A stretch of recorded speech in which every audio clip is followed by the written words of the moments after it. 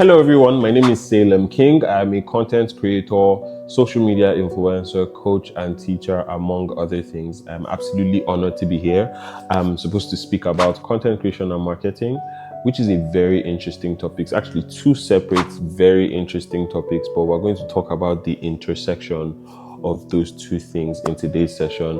You're in for a very good time. Before we start, let me just tell you a little bit of my story. I started making content sometime in 2018. 2019 was when I started to take it really seriously and make content consistently. So toward the end of 2018, I woke up one day and I made a decision that I'm going to make a video every day for 30 days, which was really wild. That at the time when I was going to do that, I didn't know that that was a strategy for growth. I just wanted to put myself out there. I had just been working so hard at my job. I had a 9 to 5 at the time. I wasn't a full-time creator, and I just needed an escape from that. And the one thing that I could do well was teach. I always wanted to teach. Whatever it is I was learning, I wanted to share with someone else.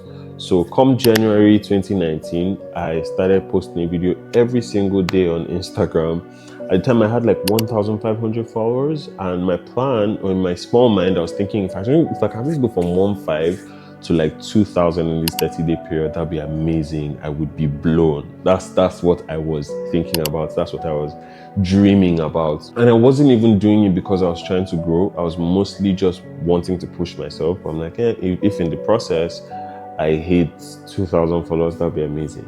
But in that 30-day period, I ended up not doing up to 30 videos because my following was growing so fast.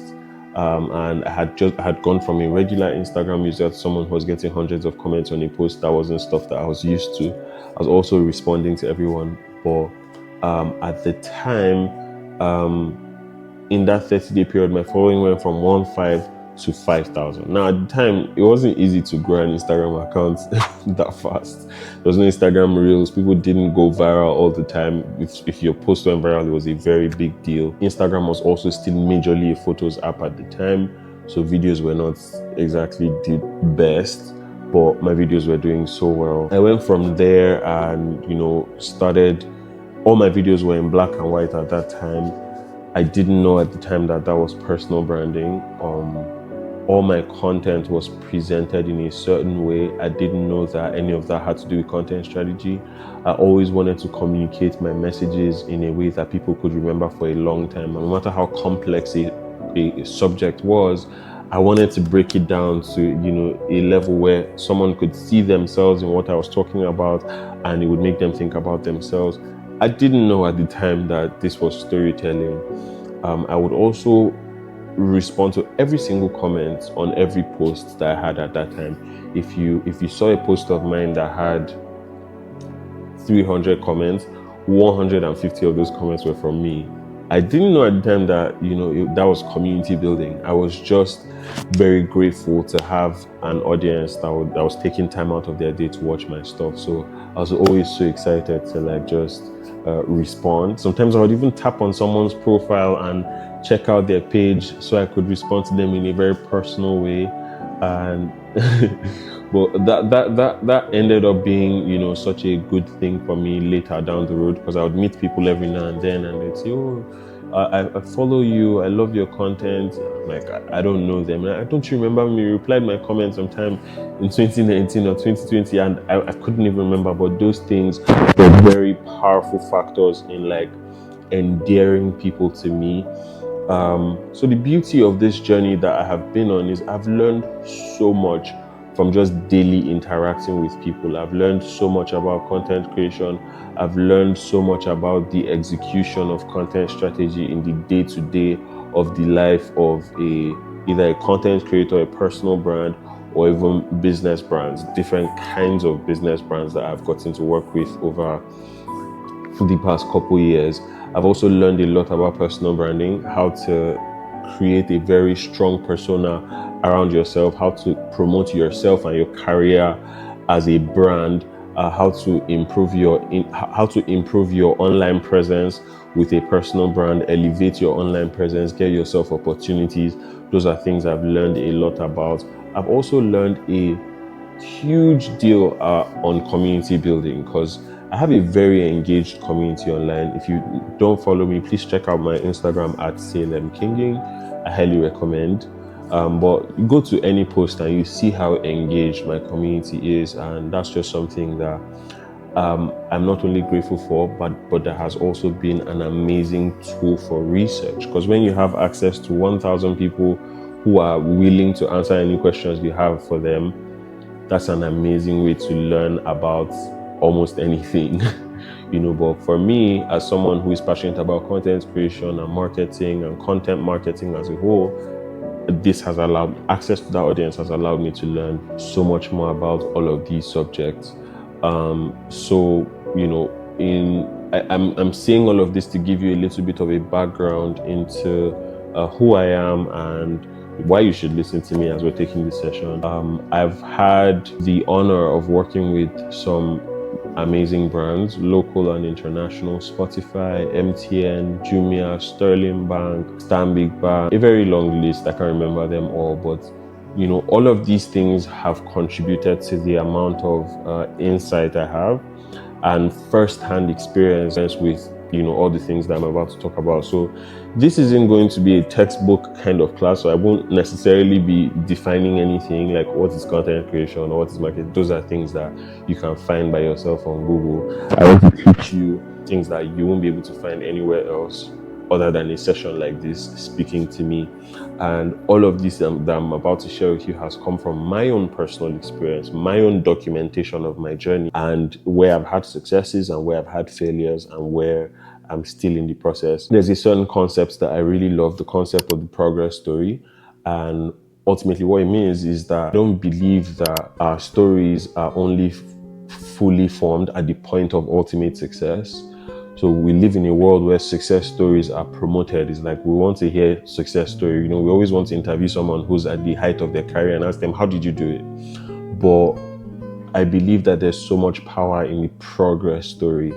That means people who have only been doing what they do for 2 years, there's a lot that they have to share that someone who's been only here for 1 year can learn from, right? I don't believe that success stories are the only kind of stories that people can learn from. Progress stories are amazing too. So what I am sharing with you now is, in a way, a progress story. I've had some success, I've had some wins, I've also had some failures, but one thing I've had at every point is progress. So that is where I will be sharing from. So today we're going to be talking about the intersection between content creation and marketing.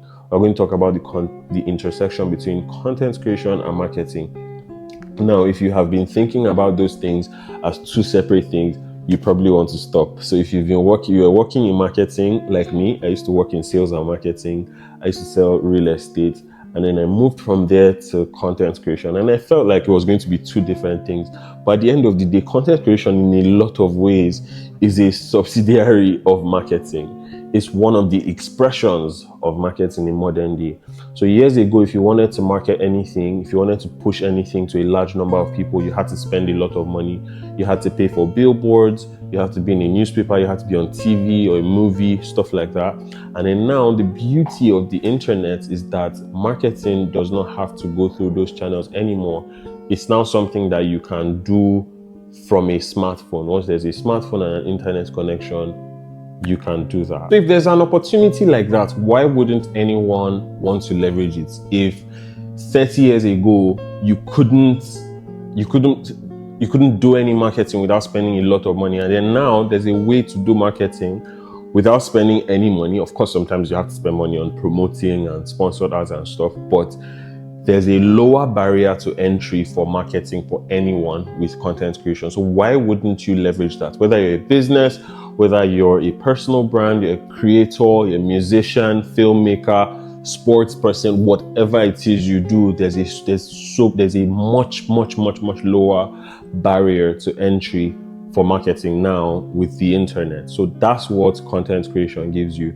And I'm sure by now you already see where the intersection is. The reason why this intersection happens so easily is because marketing is no longer about trying to convince people to get something that they don't need. So there was a time when we think about sales and marketing, we think about it within the context of somebody out on the streets, sharing forms for you to open a bank account.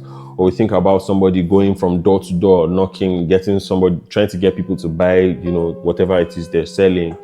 But now we now know we've now learned more about marketing, and we now know that the right and smart way to market is not to go and find people who don't need what you're offering and then try to convince them that they need it so they can part with their money. In that case, a lot of times they end up with buyer's guilt. Sometimes they find out later that I didn't really need this thing. This person was just a sweet talker and they got me to buy something I didn't need.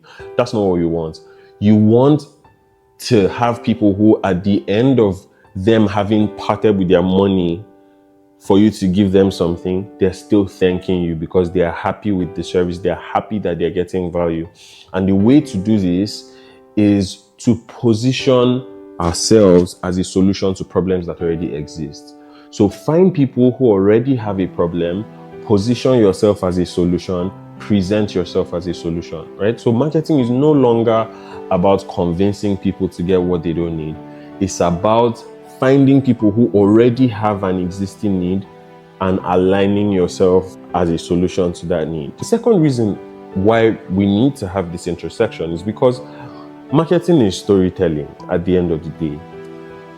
In this context, storytelling is the systematic presentation of facts. So marketing requires you to give people information that they don't have in order to get them to make a decision that favors both parties. So they make a decision and they get a product, they have a problem solved for themselves. And you, as the person who's supplying that product or supplying that service, you get money in your bank account, payments, exchange of value has happened, right? So presentation of facts in a systematic manner that allows people to remember it for a long time and also leads them to make a decision, that's what storytelling is. Now, the beauty of it is most people will forget facts. Most people will forget everything. Like, a lot of us don't remember half the stuff we learned in school. For some of you, even more than half, especially if you're working in a different industry. All of you that studied computer engineering and you got a job with Access Bank, or if you studied accounting and now you're a photographer, of course you don't remember half the stuff you learned in school. And a big reason, apart from the fact that you may not be practicing, is that what we learned was simply not applicable. What we learned, we did not need. What we learned was not presented to us in a way that was pleasurable. But the beauty of stories is that stories are almost always pleasurable. That's why we remember songs from ads. That's why, even though, to me, to you, it's up to us, that song from the Indomie ad, it's an ad. The business, the brand that made that ad, they didn't do it because they care about you. They didn't do it because they care about, our memories and nostalgia. They did it to pass a message across. But those messages, because of how they were presented, are now etched in our minds forever. They're even connected to how we remember our childhood. Those were ads. Those were ads for businesses. They had a plan, they had a budget, they had a deliverable, they had a bottom line. There was a goal with that ad. It was not just created to inform what your childhood was. It wasn't just made to build your childhood memories. It was made to sell something, right? So that's what marketing allows us to do. Marketing allows us to present ideas and facts in a way that people are able to connect with on an emotional level, right? Now, that was something that before was only reserved to people with very big budgets. So you had to be a scriptwriter, you had to be a production designer, you had to be, you had to have a big budget for television commercials. But now, you can do that every day with your smartphone. I don't think you guys realize how huge this is. So that's what content creation is. Content creation removes the monopoly on marketing. Content creation democratizes marketing. Content creation brings marketing down to the level of every single person. So that's why we have to talk about it, because marketing is storytelling, and the beauty is I've said the beauty like 10 times, but the 10th beauty is that there is a story constantly being told every day. People will forget facts, but they will never forget a well-told story. Every minute of every day that we spend on our phone just scrolling, the things that catch our attention are good stories. Every movie we love is a good story. Every song you love is a good story. Everything that has stayed in your mind. If I ask you now, what's the 13th letter of the alphabet? What do you immediately begin to do? You begin to go A, B, C, D, E, F, G, because that's the story that allows you to remember the alphabet. Somebody asks me out of the blue, how many days are there in November? I don't remember off the top of my head. I actually have to start singing 30 days. I have September, April, June, and November. Then I'm like, oh, okay, November is one of the ones with 30 days. You ask me how many days are in July? I don't know. I sing the song, then I do elimination, then I realize, okay, if April, June, and November have, 30 days, that means July must have 31 days, right? So this is the power that is now in everybody's hand. So everybody can learn to be a storyteller and then become a great marketer. Because if you can, this is a game of emotional real estate. If you can occupy that space in people's minds that stories occupy, then immediately you can get them to do what you want them to do, which is the whole purpose of marketing, right? Marketing is not storytelling for storytelling's sake. It's storytelling because you want people to take a certain action. There are still a lot of adults now that will not be caught dead eating any noodles brand apart from Indomie. I'm one of those adults. And on one hand, it's because, yes, it's a great product. I love it.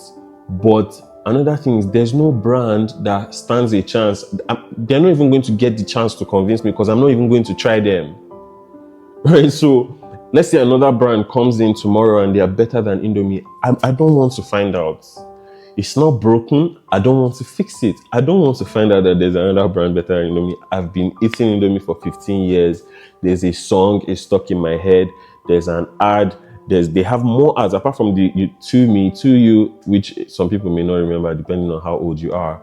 They have that thing where they've connected their brand with motherhood. Right? So there's a certain feeling that comes with the brand, with the sound. Every time you hear, you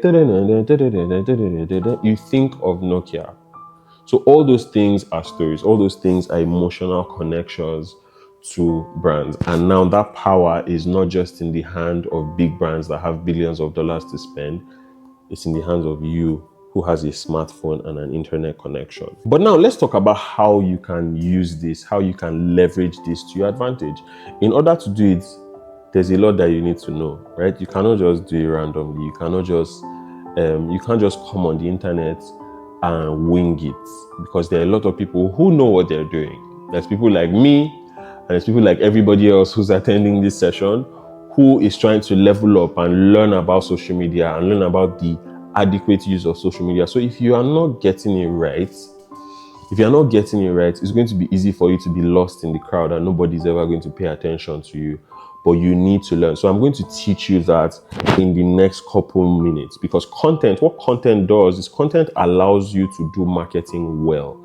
It doesn't just allow you to do it easier and cheaper. It allows you to do it well. How many times have you been watching a piece of content and it just really blows your mind? Like, wow, how did somebody think of this? 30 years ago, if that person thought of that thing, it would die with them. But now you can get an idea, wake up in the morning and work on it, and you're done with it by the end of the day, and you can share it with the world.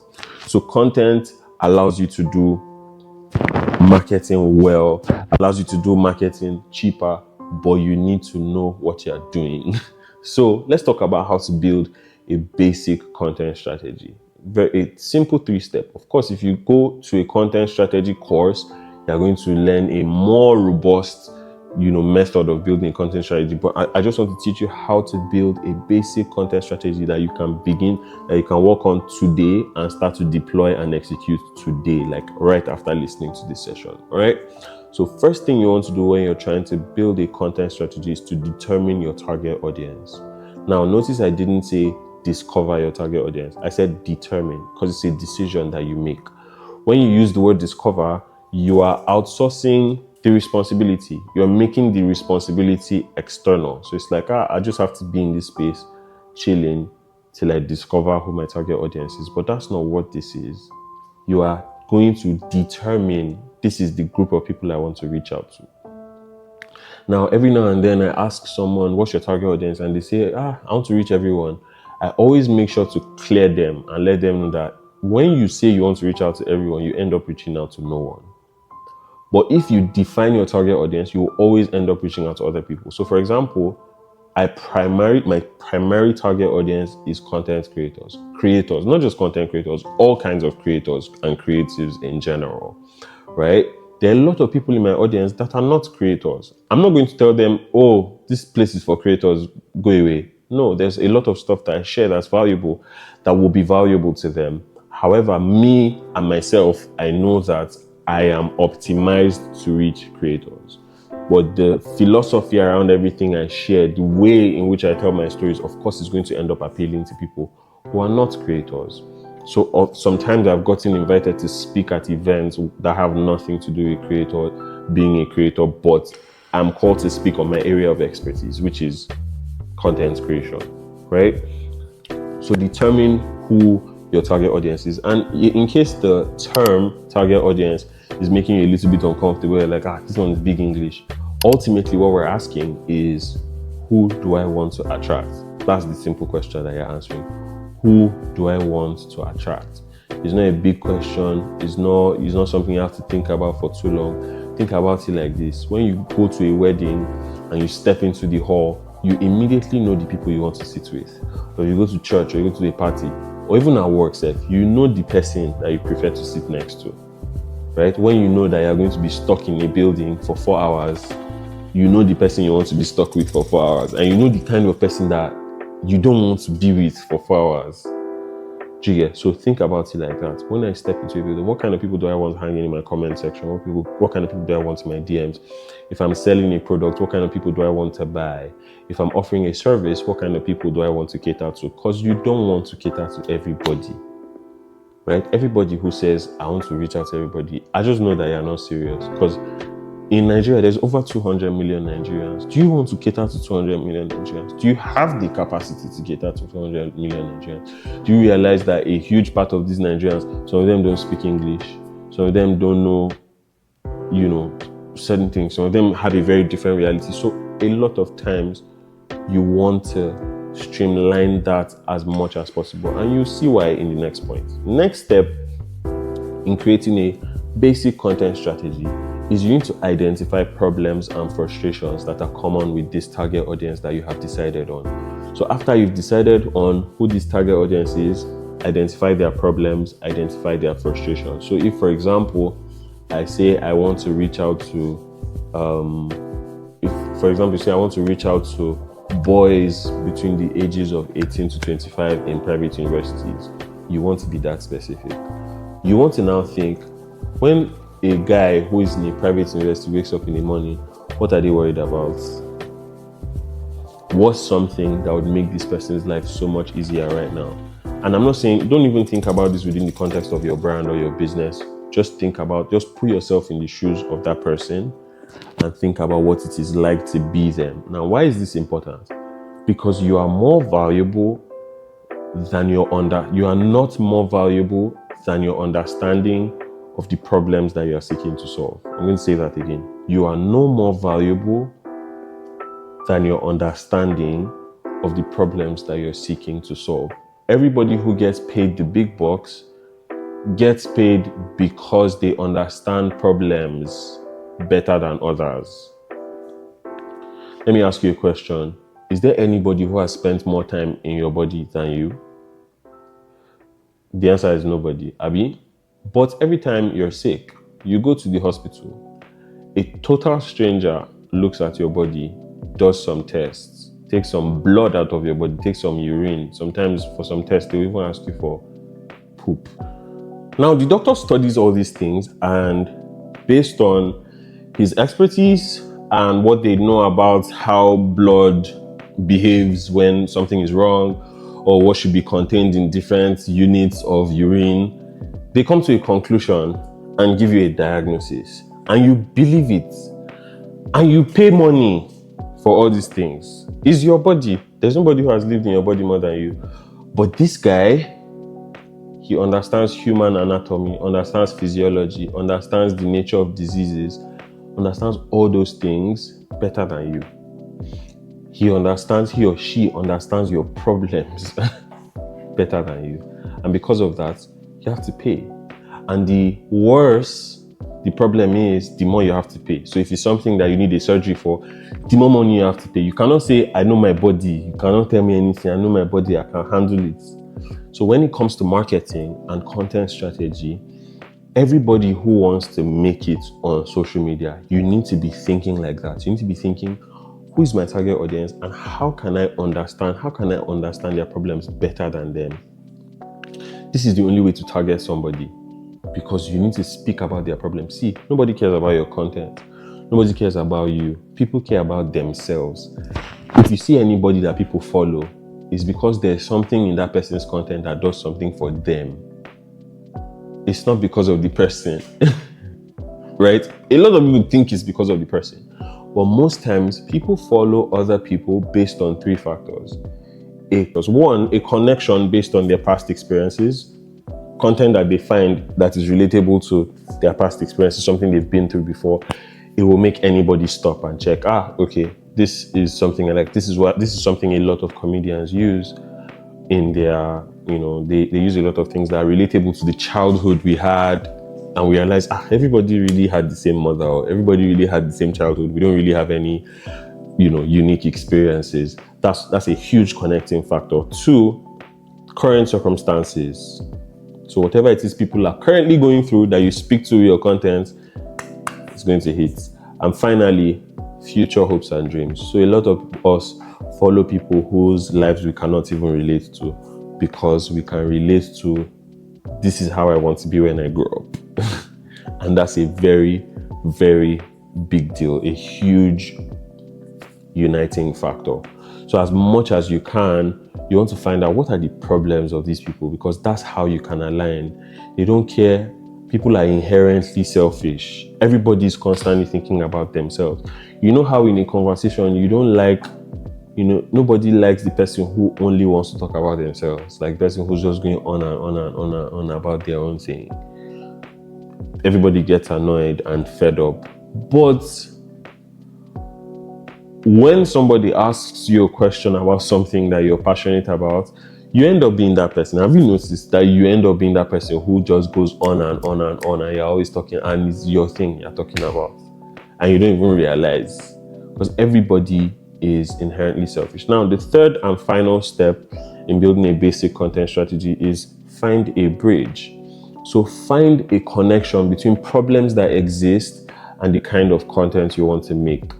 Find a connection between problems that already exist and the product you want to sell, and the service you want to render, and the message you want to put out into the world. If you don't find a bridge, you are going to be talking to nobody.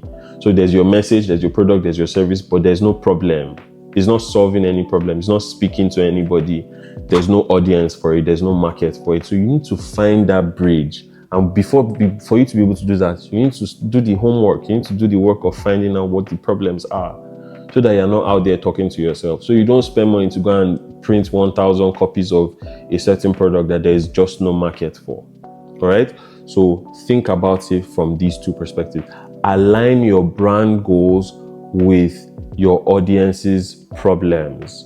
Align your brand goals with your audience's problems. And note that problems, when I say offer yourself as a solution to problems, understand that solutions do not need to come in the form of a remedy.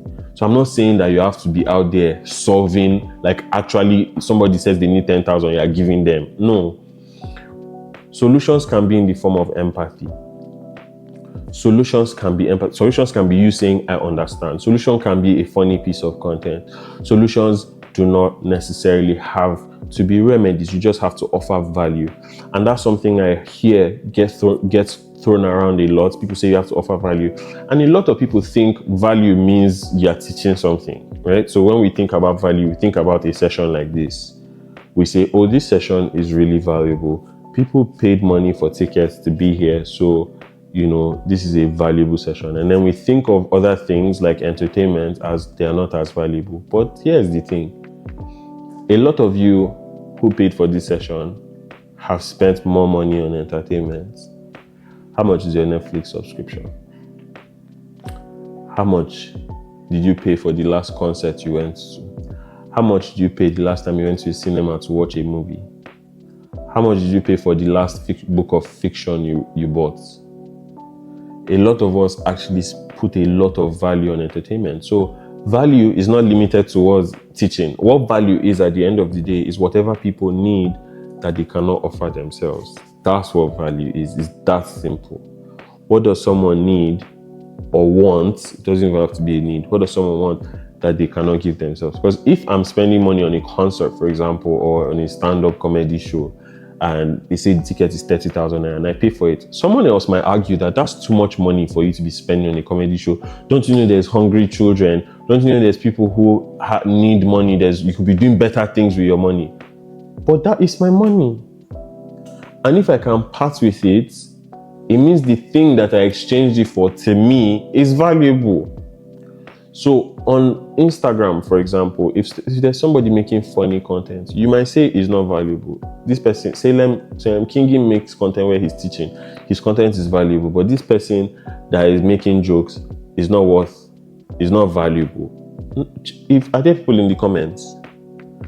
Are there views? Then it's valuable. It's meeting a need. It's helping people. People are, through that piece of content, are finding a connection to their past experiences, to their current circumstances, to their future hopes and dreams. It is valuable. So rewire your mind about what value is. Align your brand goals with problems that exist. So let's do a quick recap of how to create a basic content strategy. 1, determine your target audience. Who are you talking to? Who do you want to attract? 2, identify their problems and their frustrations, because you are only as valuable as your understanding of the problems that you seek to solve. And number 3, find a bridge. Align your brand goals with problems that exist. Make content about stuff that you want to talk about, but that people also want to hear about. Make sure those two align, and then you have a brand. Now, for the final topic on how to actually make the best of content creation in marketing, or using content creation as a tool for marketing, let's talk about how to communicate in ways that people want to listen to. This is one of my favorite topics. In some lectures, I will title this The Art of Storytelling, but to keep it as simple as possible, let's say how to communicate in ways that people actually want to listen to, and in a way that ultimately gets them to take action in the direction that you want them to. I like to call this the REMP framework. It's an acronym, which means relatable, easily applicable, memorable, and portable. So for any piece of content to get people to take action, to move in the direction that you want them to move, for them to comment, for them to like, for them to share, for them to go and click a link, for them to buy, for them to order, for them to pre-order, these pieces of content need to be, 1, relatable. Now, what does relatable mean? In very simple words, this means people need to be able to see themselves in the story. That's all. That's all. That's simple. So you want to make content that makes people think about themselves, not about you, because you are not the hero of the story. Every story has a hero, right? We said marketing is storytelling. Let's circle back. We said marketing is storytelling. Every story has a hero. You are not the hero of the story, because in a story where you are the hero, nobody cares, because human beings are inherently selfish. Everyone is thinking about themselves. So you need to make sure that the story is built in a way that the person who is watching is the hero of the story. They understand that they are being thought about. Every piece of content you have ever come across that made you feel like, wow, did this person know what I'm going through? Is this person in my mind? It did not happen by fluke. That person is very intentional about who their target audience is, what problems they have. So they put that content out, and it reached out to you because it was for you. It was made for somebody that fits your exact profile. It's not fluke. If you live in Nigeria, you know these people who have like a loudspeaker on their car, and they sell local medicines and bobo niche. They tell you the medicine can cure, it can cure chlamydia, it can cure HIV, it can cure headache, it can cure acne, everything. Now, a lot of times we view those people as noisemakers, right? I mean, I don't know. I don't know if people are actually buying the medicine. I don't think they'll continue if people are actually not buying. But yeah, but to most people, they are noisemakers. So let's say you're passing through the market one day and this guy is screaming like, oh, this thing to cure your acne, to cure your pimples and all. If you don't have pimples, that's just another day in the market with some guy who's a noisemaker. But if you have acne that has been bothering you for 10 years, it's going to get your attention. You may not stop and buy, right? Because maybe you know better, or but because of the desperation, because of that problem that is gnawing at you that you really want gone, that guy is going to get your attention that day, right? So you want to share your stories, you want to create your content, you want to pass your messages in ways that make people think about themselves. It comes down to something as simple as the opening line of a video, right? So in the opening line of a video, if I want to say, when I was in university, I can, instead of that, say everybody at some point on their university journey, or when you were in the university, I can push it back to people. That's why in some pieces of content, rather than them saying, here's how I make puff puff, they say, you will never make puff puff the same again after seeing this recipe. So it's those little things, right? That is the little things. So it's still the same piece of content, it's still the same puff puff, but in the voiceover, rather than focusing on the person making the puff puff, they've made you think about yourself making puff puff. And in the first 2-3 seconds of you seeing that video, it already gets your attention and you're already thinking about yourself. So once you get people thinking about themselves, it increases the chances that they stay longer because they want to see, where is this going?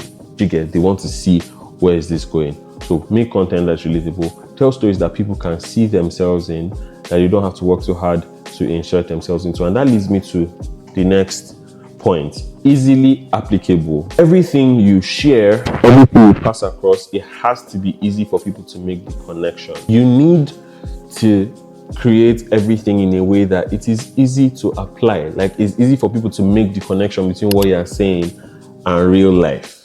It's easy for people to make the connection between what you're sharing and what they're experiencing. Either something from the past, like I said, something from the present, or something from a future that they desire. It needs to be very easy for them to make that connection. People should not have to burn mental calories to understand whatever you're saying in a piece of content. You will lose them. It's not the time to, pull out your textbook knowledge. That's not what social media is for. That's not what content is for. You have a very short time to get people's attention because there's a million other people trying to get their attention at the same time. So it needs to be easily applicable. We don't remember a lot of things we learned in school because some of us have not had to find X. Somebody was complaining on Twitter the other day that I graduated 15 years ago, I never still find X. I've not had to use Pythagoras theorem. I've not had to use almighty formula. So those things, because we did not apply it, is gone. And that leads me to the next point, memorable. Memorable. Now, memorable and easily applicable, they go hand in hand because if it's not memorable, it's not going to be easily applicable. If it's not easily applicable, it's not going to be easy to remember. It's not going to be memorable. So those two have to go hand in hand. You need to be thinking, how do I give people something that they can remember for a long time? Do I need to add a certain kind of music? Do I need to present a certain way? Do I need to be more dramatic? Do I need to be more thought-provoking? Which way am I going to be memorable?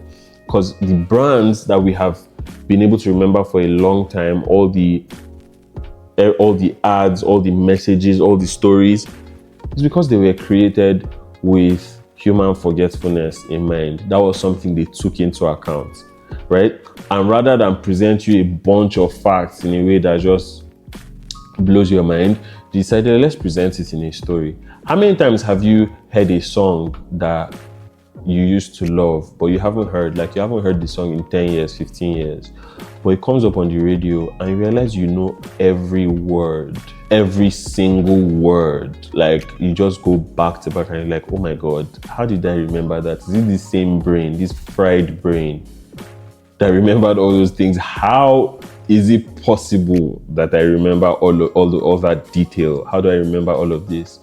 But a lot of the time it's because it was presented to you in a story. It was presented to you with a song, in a tune.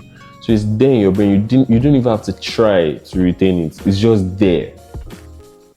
right? So that's where, that's where being memorable comes in very handy. And finally, portable, not the musician. But what this means ultimately is if it can be shorter, make it shorter.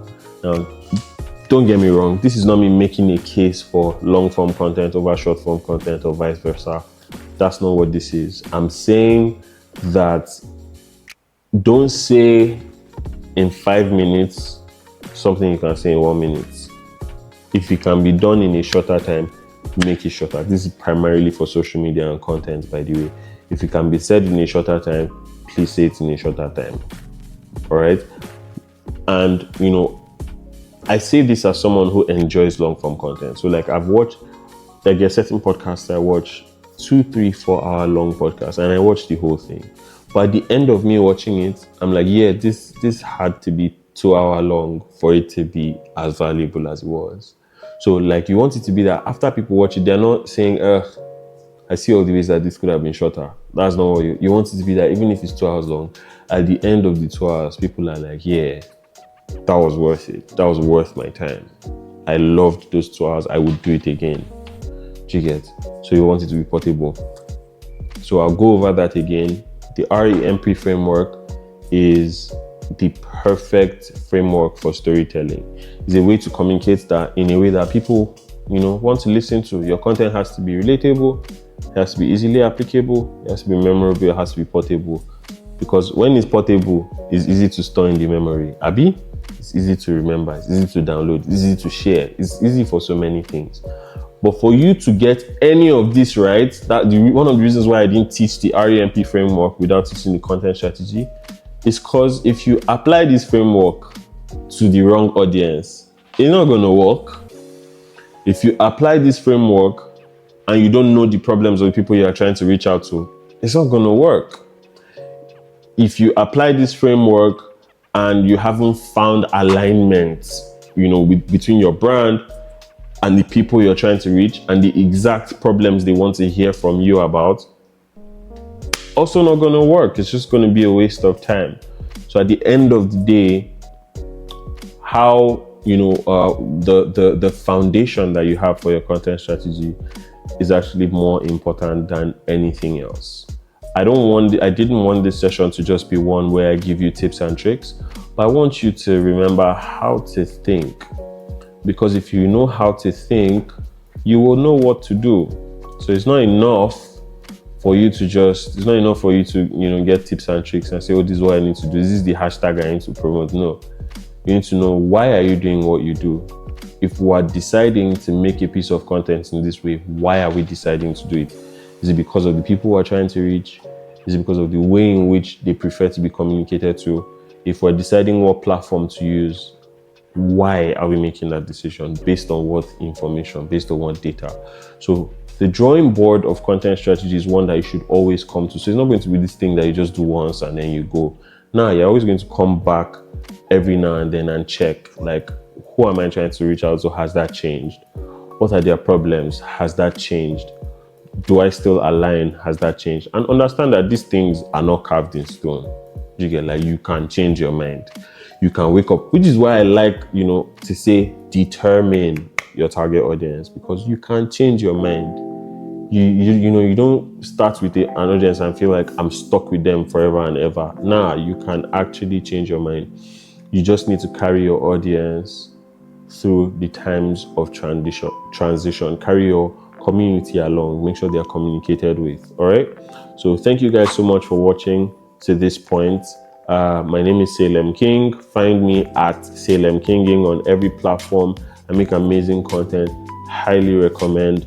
I wish you the best. It's been an honor being a part of your creative journey. Have a wonderful time. Bye.